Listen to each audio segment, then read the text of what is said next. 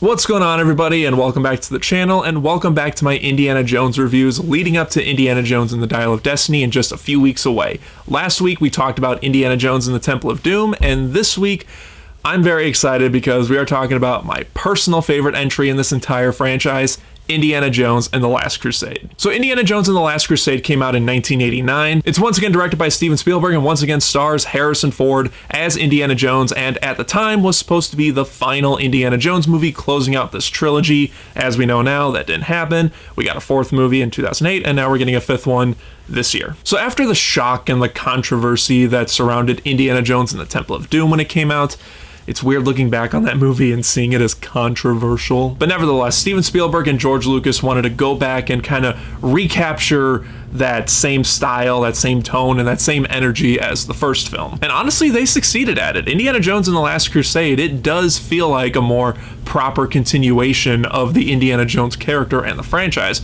more so than Temple of Doom did. But then again, Temple of Doom took place a year before Raiders of the Lost Ark, so technically that's a prequel.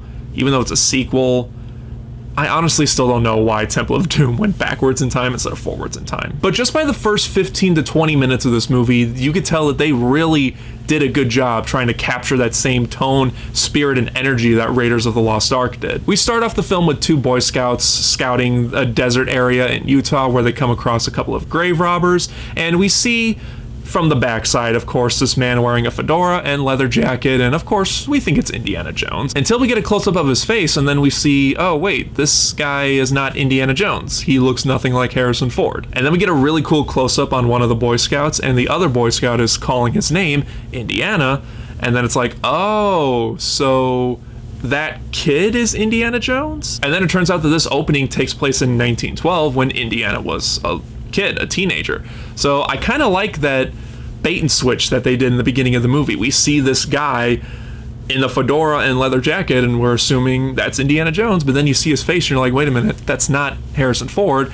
Turns out this Boy Scout is Indiana Jones. It's a cool little bait and switch they did. But these grave robbers come across this cross of Coronado, which pisses off Indiana Jones because he says that is an important artifact. It should belong in a museum. They're probably going to sell it for money, so typical Indiana Jones fashion, he steals it. The grave robbers, of course, catch him, and it starts this really great chase sequence with really awesome music. John Williams did some of his best work in Indiana Jones in this movie right here. But this chase sequence leads to this train of circus stuff, circus animals, and props and stuff like that. It's a really cool sequence, and there's some pretty creative stuff going on here. And some pretty clever stuff too. We get to see in this chase how, number one, Indy got his fear of snakes, and number two, how he got the cut on his chin, because Harrison Ford does have a scar on his chin from, according to him, was a car accident when he was a teenager. And we get to see Indiana use a bullwhip for the first time, so there's like a cool little thing going on here, how Indy gets inspired to be the archaeologist that he is in all these films. Indy, of course, escapes the grave robbers and makes it home, and when he makes it home, just these first few seconds of Indy and his father, played by Sean Connery in this movie, which you don't see his father's face in this opening sequence, which I thought was pretty interesting. We understand their relationship just in these few seconds right here. Indy comes in, he's all excited that he got something, and his father's just like, out. He's busy with his Grail diary, so he just says, out. And Indy's like, but Dad, this is important. And he goes, then go out there and wait, count to 20 or whatever. And Indy's getting frustrated. He's like, no, Dad, you listen to me. And then, you know, his dad gets mad and goes, Junior, which I just love the fact that his father refers to him as Junior throughout this entire movie. The grave robbers, of course, find him. He gives the cross back, and then we get this really cool transition from the main guy putting his hat on Indy's head. And then he kind of lowers his head, and then we cut to present day where Harrison Ford lifts his head up, and you know, the music is swelling up, and then he gets punched in the face. It's a kind of cool transition. After we cut to present day of this movie, we see Indy's on this boat during this gigantic tsunami storm. He's, of course, going after the cross again, just trying to steal it back from the guy who took it from him in the beginning of the movie. And it's a really cool fight scene. It's a kind of short compared to other fight scenes throughout these movies, but it's still, nevertheless, a very entertaining fight scene. Then we go to the university that Indiana Jones teaches at, and just the camera work that's set up here and the overall vibe, you really do get the sense that Steven Spielberg, George Lucas, and everyone else making this movie is really trying to say, look, we're not just all dark stuff like we were at the last movie. We are trying to make this familiar ground for people who loved Raiders of the Lost Ark and didn't really like Temple of Doom. You can really get the sense that they're kind of apologizing for how messed up Temple of Doom was for people. Indy then meets with a character named Donovan, played by Julian Glover, and this whole scene is a big exposition scene to basically say that Donovan has a team that have discovered the whereabouts of the Holy Grail, and their leader, who we don't know who the leader is just yet,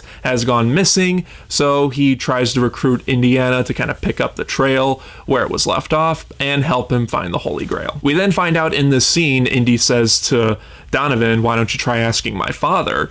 He has spent a lot of his life looking for the Grail. Grail lore is his hobby or something like that, and then we find out from Donovan that they did, and his father was the leader of this team, and he has since gone missing. And right there, Indy has clear motivation to go on this mission.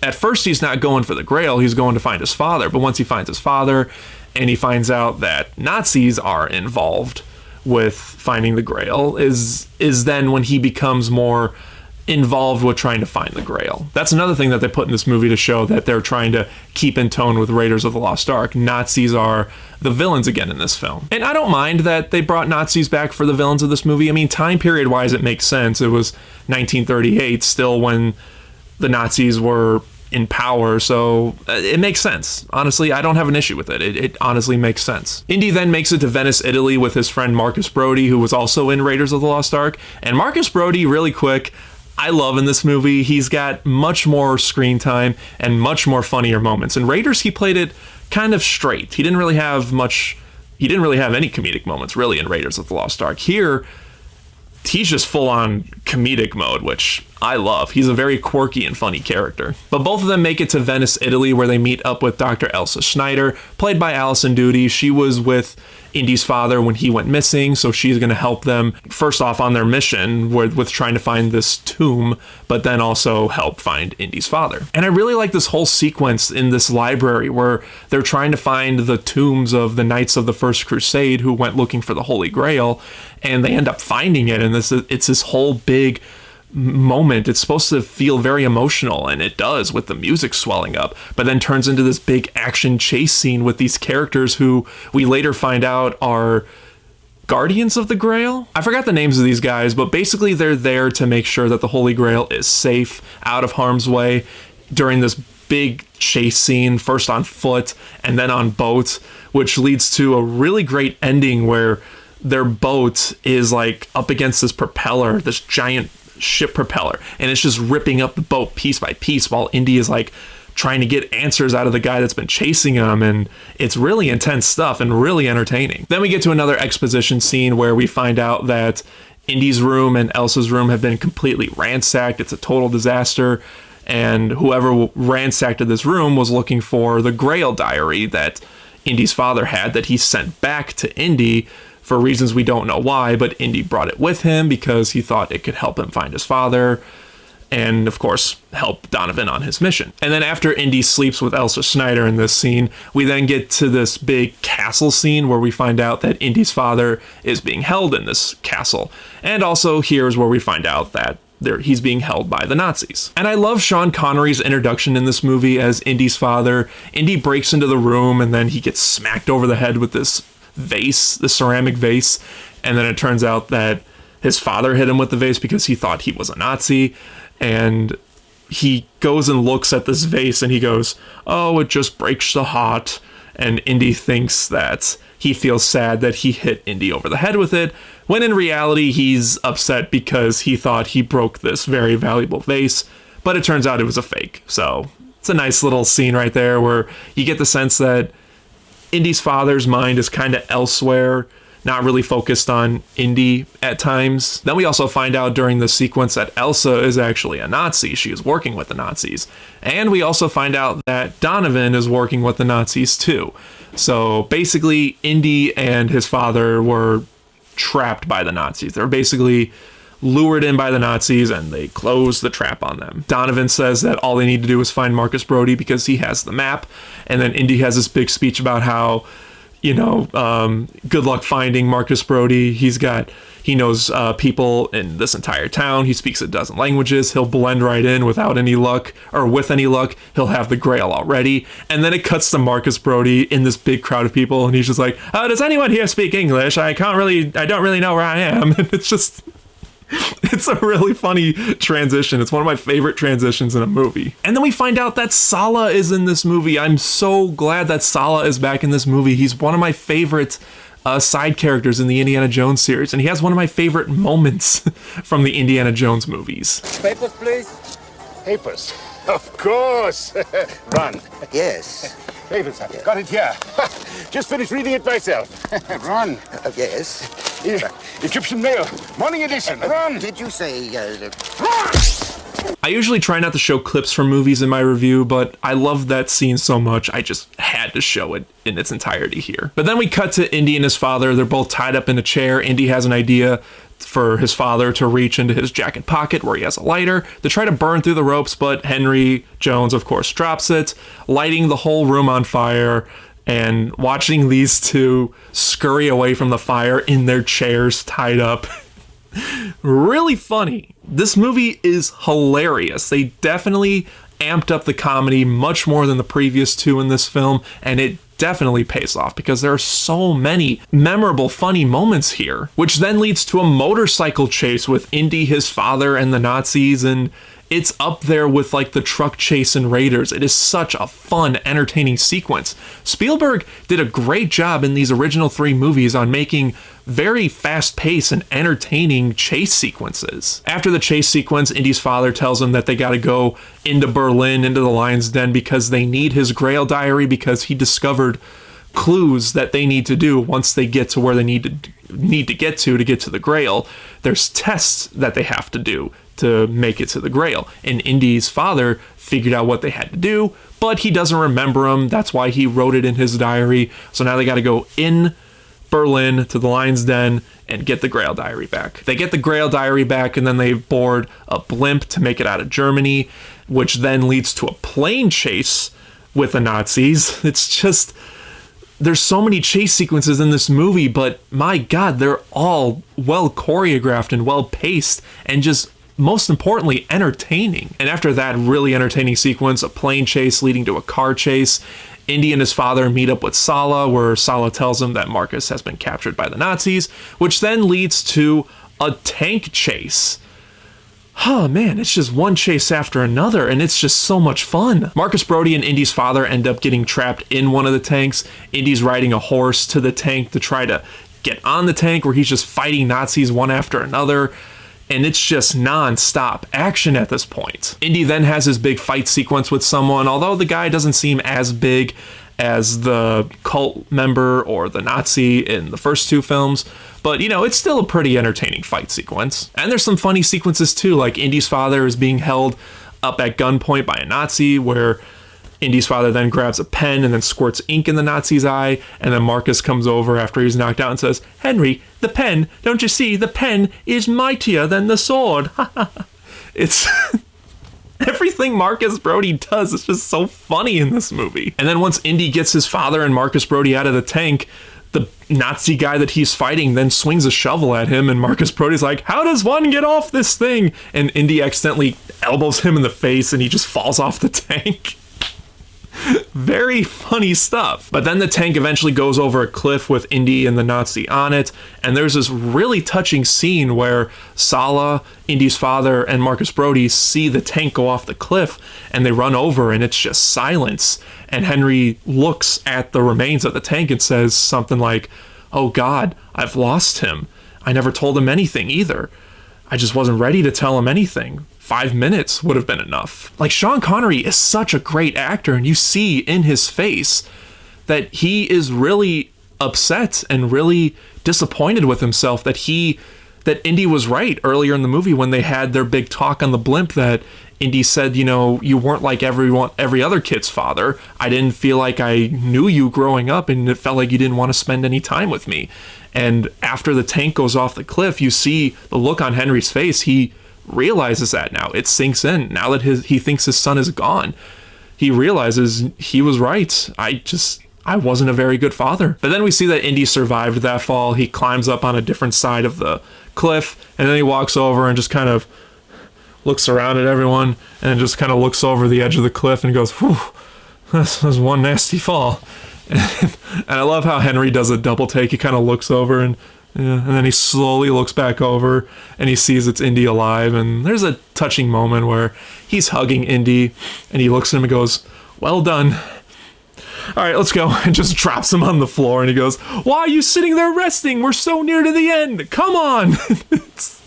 Again, this movie does a good job with its comedy, but it also does a good job at balancing the comedy with the more serious or emotional parts. Then Donovan and the Nazis and Indy and his crew make it to the place where they have to go through these tests to get to the Holy Grail. And Donovan does something that honestly gets my blood boiling every time I watch this movie. He's got Indy at gunpoint and he says to him, the Grail is mine and you're gonna uncover it for me. And Indy says a really good point, shooting me's not gonna do anything. And he goes, you know what, Jones, you're absolutely right. And then he turns to Henry and just shoots him. And I'm just like, you son of a bitch, you shot Sean Connery. Which, by the way, side note, I want to point something kind of ironic. Donovan shoots Henry with a Walther PPK gun, and Sean Connery also played James Bond in the early 60s. It's kind of ironic that Sean Connery in this movie got shot with James Bond's signature weapon. I don't hear anyone bring this up. Was that always supposed to be like an in-joke or something? Or is that just something that I just picked up because Walther PPKs were used by the Nazis in World War II? Is that just me? Or does anyone else think that's ironic that Sean Connery, James Bond himself, got shot with his own weapon in an Indiana Jones movie?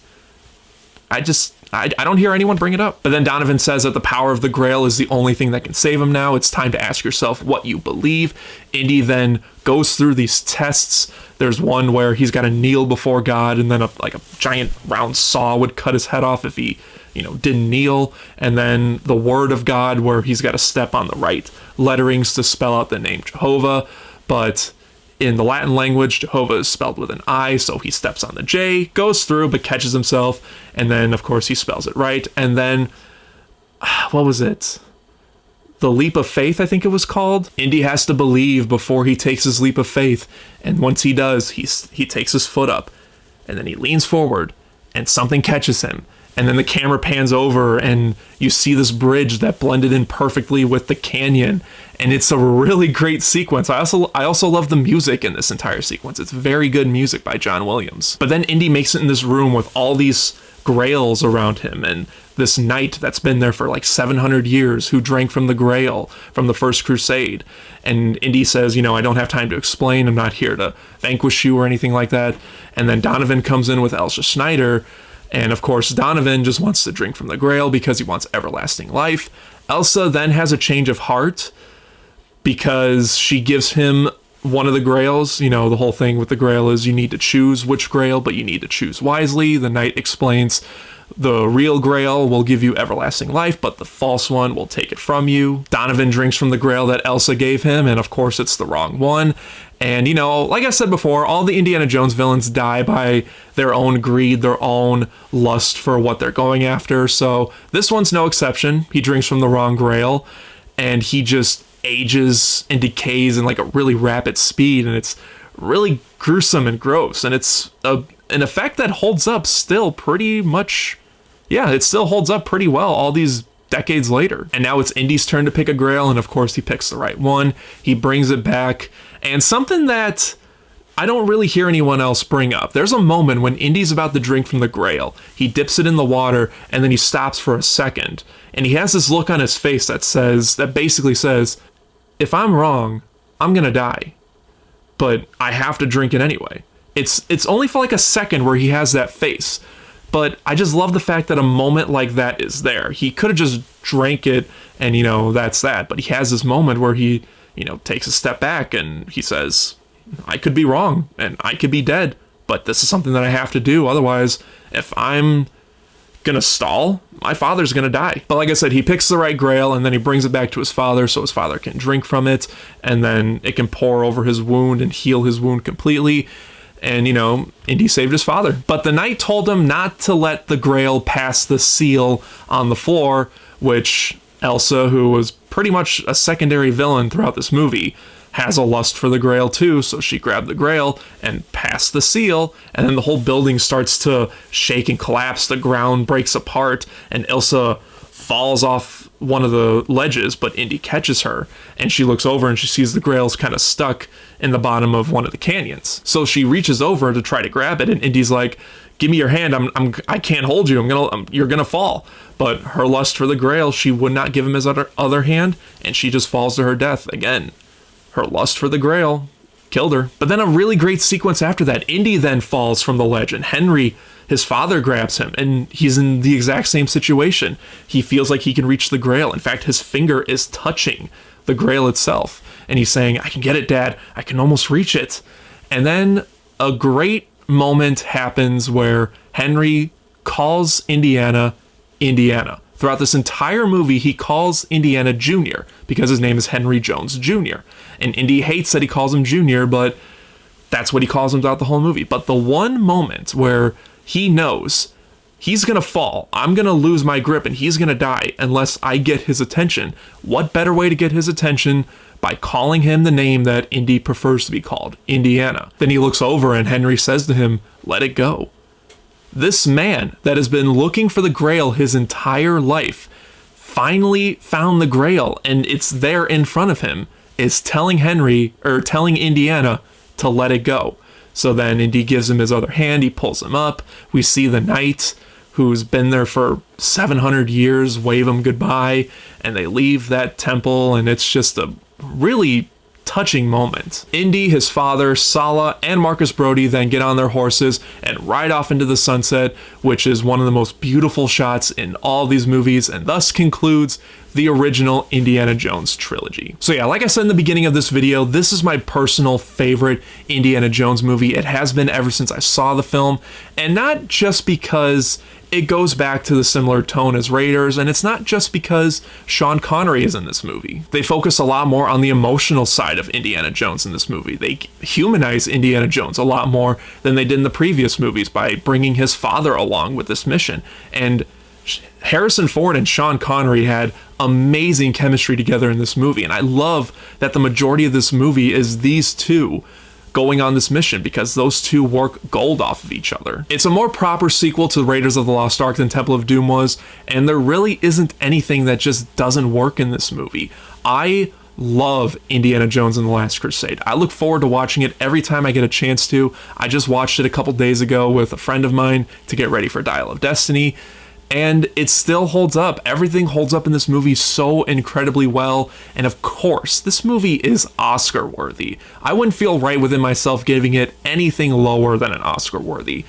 I really do think this is the best Indiana Jones movie. Again, that's my personal opinion. Some people like Raiders more, and some people even like Temple of Doom more. Again, it's all personal opinion, but I see a lot of people admit that they love Last Crusade the most, and I'm definitely in that category. So guys, that is my review for Indiana Jones and the Last Crusade. Just like always, let me know your thoughts and opinions on this film in the comment section below. And what's your favorite moment from this film? For me, that's a lot. That's kind of hard to pick. There's a lot of great moments in this film, but whatever your thoughts on everything is, let me know in the comment section below. And just like always, guys, thank you again so much for watching. I really do appreciate it. Next week, I'll be reviewing Indiana Jones and the Kingdom of the Crystal Skull, and then Indiana Jones and the Dial of Destiny comes out. I'm so excited for it. Again, thank you guys so much for watching. If you enjoyed this video, then don't forget to like and share it. Subscribe right here if you haven't already, and until next time, guys, take care.